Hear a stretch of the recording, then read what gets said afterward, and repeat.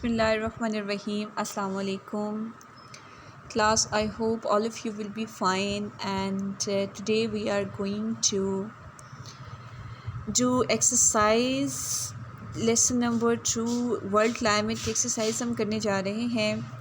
Exercise करने से पहले, क्वेश्चन आंसर्स करने से पहले मैं आपसे ये क्लियर करना चाहूँगी बच्चों, ये जो एक्सरसाइजेज़ आपके यूनिट जिसकी रीडिंग हो गई है, रीडिंग करने के बाद आपने इन एक्सरसाइजेज़ के जो कीवर्ड्स ऊपर दिए हुए हैं वो आपने स्कूल कॉपी पे करना है, ठीक है। जो स्कूल कॉपीज़ आपको दी गई हैं, आपने पेरेंट्स या जिससे भी आप जिसकी सुपरविजन में आप घर में काम कर रहे हैं वो ध्यान से देखें कि इन कीवर्ड्स को अपनी कॉपी पे आपने लिखना है। फिर इसके बाद शॉर्ट क्वेश्चन और फिर इसके बाद long questions.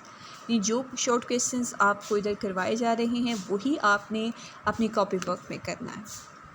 Is that clear? तो चलिए आइए सबसे पहले हम कीवर्ड्स की तरफ आते हैं। यहाँ पे कीवर्ड्स उर्दू में कुछ अनक्लियर हैं, कुछ टाइपिंग का इशू है, तो मैं आपको बताती हूँ कि ये कुछ रफली मैंने यहाँ पे लिख दिए हैं। कीवर्ड्स मीनिंग्स: क्लाइमेट आबो हवा, वेदर मौसम, ह्यूमिडिटी नमी को कहते हैं, कंडीशन हालत को कहते हैं, इन्फ्लुएंस असरअंदाज होना, प्रेफर तरजीह देना, ग्रेन होता है अनाज, और टेम्परेचर होता है दर्जा हरारत। यानी ये कुछ कीवर्ड्स हैं जो कि आपने रीडिंग के दौरान आपने इनको अंडरलाइन किया होगा और फिर इसको आपने अपनी कॉपी पे मेंशन करना है। ओके, ये तकरीबन कितने हैं? 1 2 3 4 5 6 7 8 के करीब हैं। तकरीबन आप 10 के करीब कर लें। 8 मैक्सिमम है, आपने एक पेज के ऊपर कर लेने हैं। फिर इसके बाद आते हैं हम क्वेश्चन आंसर्स की तरफ। शॉर्ट क्वेश्चन सबसे पहले करेंगे। तो सबसे पहला क्वेश्चन है, in what ways does the climate affect our lives. Simple सा है कि जो क्लाइमेट है, जो आबो हवा है, वो हमारी ज़िंदगियों पे कैसे असरअंदाज होती है हमें पता है। वो हमारे रहन सहन पे असरअंदाज होती है, वो हमारी खुराक पे, हमारे रहने सहने, indoor and outdoor activities. Is that clear? Climate affects on our way of living, food, dress, indoor and outdoor activities, ठीक है। जैसे गर्मियाँ हैं, आप घरों में मौजूद हैं।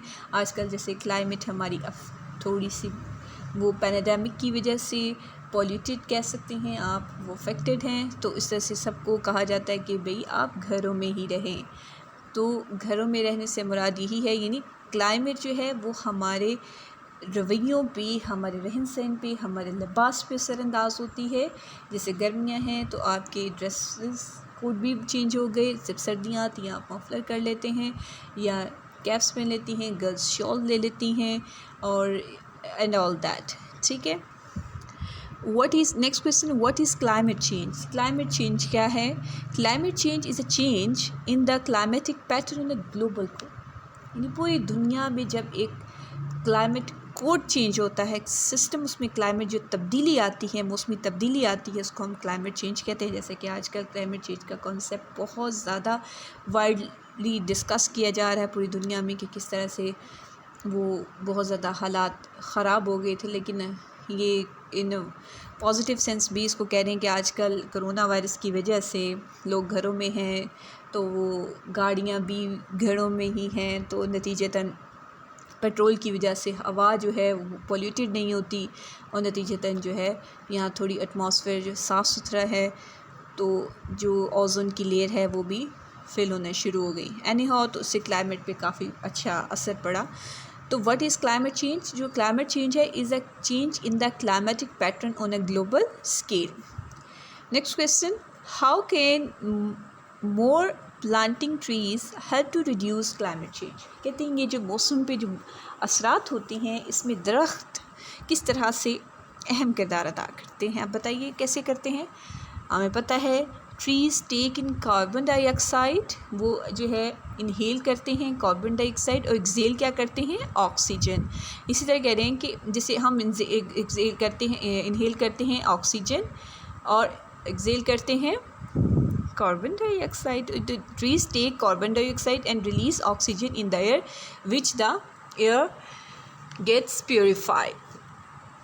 What are some of the factors that influence the climate? कहते हैं वो कौन से फैक्टर हैं जो आबो हवा पे असरअंदाज होते हैं। The factors that influence the climate are temperature, rainfall, wind, hills and mountains.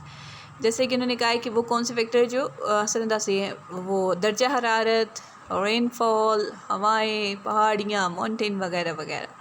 चलिए जी आगे आते हैं लॉन्ग क्वेश्चन की तरफ। What kind of human activities are responsible for climate change. कहते हैं कि कौन कौन सी ह्यूमन एक्टिविटीज़ जो क्लाइमेट चेंज के लिए ज़िम्मेदार हैं। सबसे पहले the use of fossil fuels, destruction of forest, use the area for agriculture, deforestation, industrial development, heaps of garbage, manufacture of cement, chemicals and metals are the main factors that are responsible for climate change. Okay.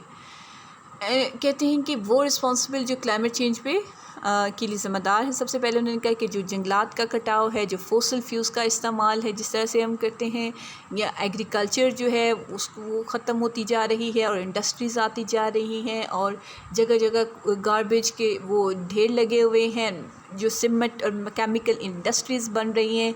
तो ये बहुत सारे ऐसे factor हैं जो हमारे माहौल को आलूदा कर देते हैं, तो क्लाइमेट चेंज का बायस बनते हैं। What are next question, what are greenhouse gases? What is greenhouse effect? इनके ग्रीन हाउस गैसेस क्या होती हैं और ये किस तरह से अफेक्ट करती हैं। हमें पता है कि ग्रीन हाउस गैसेस हमारी ज़मीन पर एग्जिस्ट करती हैं, तो एंड अलाउज कहते हैं, अच्छा रीडिंग कर लेते हैं। Greenhouse gases exist in the earth's atmosphere and allows sunlight to pass through it and reach the earth's surface। क्या कहते हैं, जो ग्रीन हाउस गैसेस हैं वो ज़मीन पे एग्जिस्ट करती हैं और सूरज की रोशनी को हम तक ज़मीन की सतह तक पहुंचने में मदद करती हैं। These gases trap heat to keep our earth warm, और ये गैसेस हमारी ज़मीन को वार्म रखने के लिए मदद देती हैं।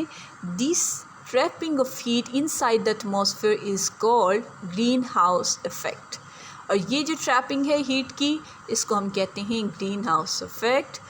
Okay class, thank you so much. In question answers को दोबारा मैं रिपीट कर रही हूँ, अपनी कॉपी पे लिखना मत भूलें।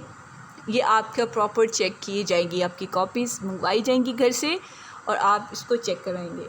थैंक यू सो मच, अपना ख्याल रखिएगा। इंशाल्लाह फिर नेक्स्ट डे हम वर्क पेज को करेंगे आपकी यूनिट के। खुदा हाफिज़।